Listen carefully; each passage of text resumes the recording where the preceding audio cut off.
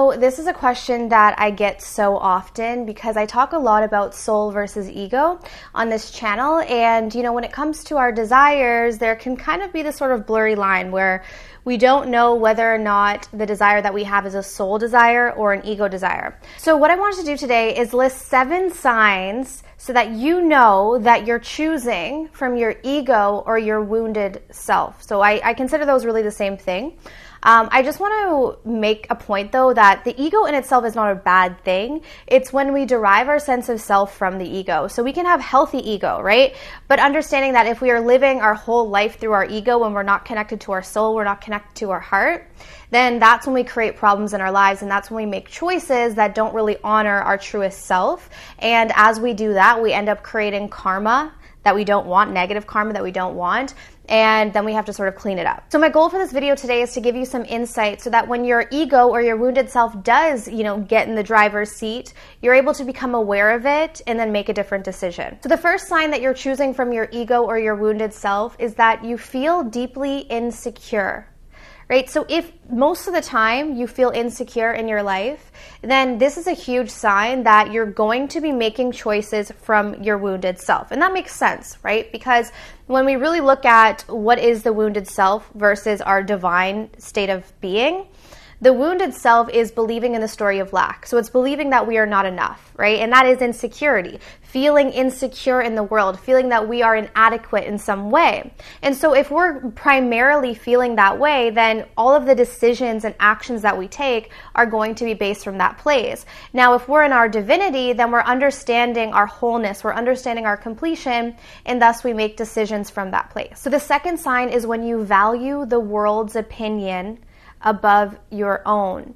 So when we're in our wounded self, we are not yet connected to our true self. We are not yet connected to all of the ways in which we are worthy and complete and whole. We're not yet validating ourselves. So because of that, we're going out into the world, needing that validation from the world, needing the world to tell us that we're good or that we're okay or that we're worthy or that we're enough.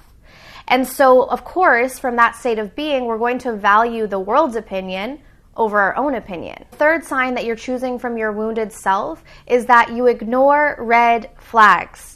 Okay, so this could be red flags in relationships, in friendships, in work situations. Red flags are there because the universe is helping us to distinguish what is truly right for us. So we have red flags and we have green flags. Green flag is go, red flag is stop, evaluate, make a clear decision here as to whether or not you want to proceed, right? So if you see red flag after red flag after red flag in a situation, it's really a call to walk away.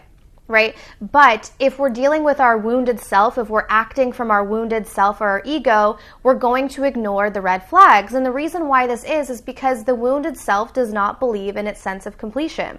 It feels that its sense of completion is out there. Thus, if we see something out there that we feel is going to complete us, and we don't feel already complete within ourselves, then we're going to ignore the red flags because we just don't want to see them, right? We don't want to see the red flags because we care more about the outer thing than we do about ourselves. The fourth sign that you're choosing from your wounded self is that you never feel it's enough. This is a big thing for people and money, right? So if we're really walking around with our wounded self and we're making decisions in the work environment or when it comes to, purchasing the newest, greatest thing, but it's never enough, right? So there's never really any satisfaction. It's like, okay, now I bought the dream car, but now I need the next dream car and then the next dream car. And it's just this sort of insatiable, never-ending chase for the next thing, right? So you get that thing and then it's not enough, or you get the person that you want and then they're not enough once you get them, and then you're chasing after the next person, right? So this is a huge sign that you're choosing from your wounded self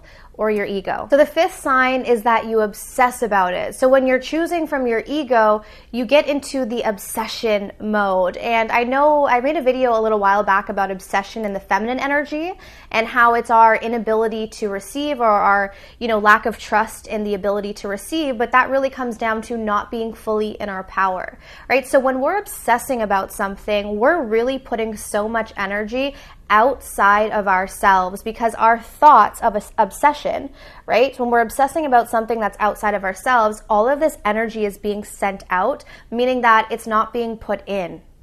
So our energy is no longer on ourselves, our desires, our needs, our values, our wants. It's obsessing on something external. And anytime we do that, we're going to lose our power. But the thing is this, when we're choosing from our wounded self, we already have lost our power. The sixth sign that you're choosing from your wounded self is that you have tunnel vision.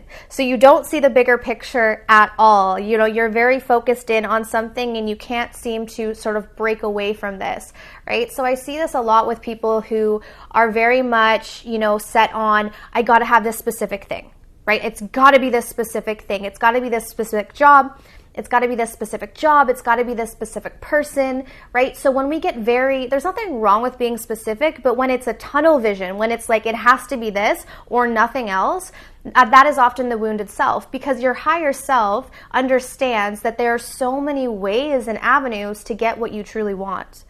The ego wants it now, and it believes that it knows what's best, right? The higher self, when you're connected to your higher self, you're trusting in your divinity and you're trusting in all of the infinite possibilities that are available to you, because you know at your core what you really truly desire, right? And our truest desires are really connected to, you know, abundance, love, connection. But when we're tapped into our wounded and ego self, we're really just trying to fulfill the ego. We're trying to fulfill the false sense of self, which can never be fulfilled. So it's always very much on a superficial level, and oftentimes with the superficial, it's very specific, right? So it's like, I see this specific thing and it's got to be this thing, and then we get that tunnel vision. So the last sign is that you're seeking instant gratification versus being patient for what you truly want. So let's say, for instance, someone offers you a job that's not fully aligned with what you want, but it's kind of close to, you know, the amount of money that you wanted to receive, but you know it's not really what you want, but you take the job anyways out of fear that something else won't come up,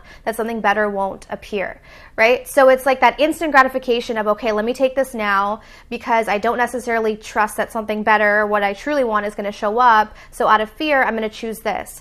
Right? Or this happens a lot in relationships where we meet someone and they have some of the qualities of what we want, but not what we truly want, but we engage in those relationships because we want the instant gratification of someone there versus having that true connection with someone that really honors us. So I don't know if you guys have noticed a theme, but when you think about, you know, the wounded self versus the divine self, the key difference is the wounded self is coming from the story of, I am not whole, I am not complete. Thus, outside world, fill me up.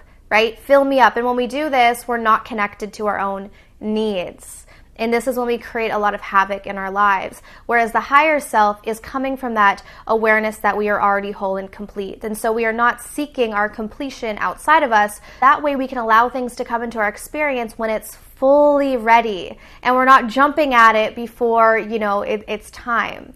So I hope that this video today could give you a little bit of insight and help you on your journey. If it did, be sure to comment down below. And if you did enjoy today's video, be sure to like, share, and subscribe. If you guys are interested in working with me one-on-one, I'm going to be launching the pre-enrollment for July's coaching for the Divine Program. So for those of you who are new, the Divine Program is a 1-month coaching program. So this is going to include phone calls and chat 5 days a week, which allows me to work with you on your specific problem and concern and help you get those results that you've really been looking for, because I understand that, you know, sometimes we get stuck. Sometimes we are, you know, in sort of a mindset where we don't see a way out, and having a coach to help you to see sort of the blind spots can really help you progress a lot further. So if you guys want to find out more information about this or information on the online courses and guided meditations, the link will always be down below. All right, but I'm sending you guys absolute love and light, and I'll see you soon. Take care.